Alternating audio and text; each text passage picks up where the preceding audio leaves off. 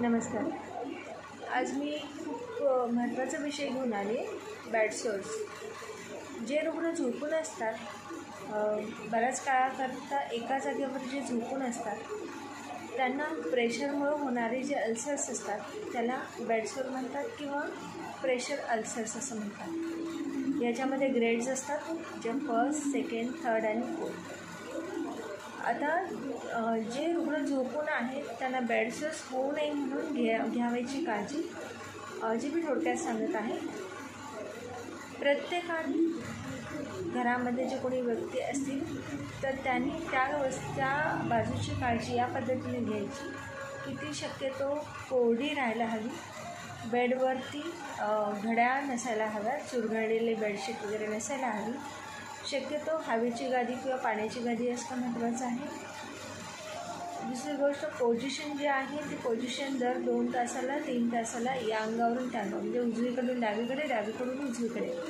जर जी बाजू हालत नाही, फक्त त्याच बाजूची काळजी घ्यायला गेले तर दुसऱ्या बाजूलाही बेडसोर होण्याचे चान्सेस असतातच.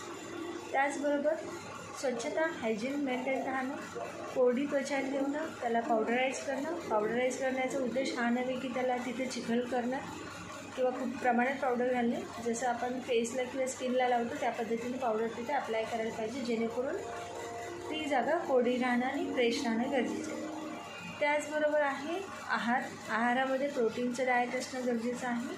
ते आहार तज्ज्ञांच्या सल्ल्यानुसार घेतलेलं कधीही चांगलं, जेणेकरून खूप दिवस झोपून असलेल्या रुग्णांमध्ये आहाराचा बॅलन्स करणंही तेवढंच गरजेचं आहे, जे त्यांच्या आजारासाठी, त्यांच्या इम्युनिटीसाठी आणि स्किनसाठी योग्य राहतं. त्यापुढे जाऊन त्यांना शक्यतो होईल तेवढं जर पॉसिबल असेल तर डॉक्टरांच्या सल्ल्यानुसार त्यांना प्रत्येक वेळेस उठून बसवणं, हातापायाच्या हालचाली करून घेणं, जेणेकरून ते प्रेशर अल्सर्स तुम्ही टाळू शकता. धन्यवाद. आणि सगळ्यात महत्त्वाची टीप आहे ते डायपर्स जर गरजेचं नसेल तर वापरू नये. गरजेचं असेल तर दर 4 तासाला तो बदलायला हवा.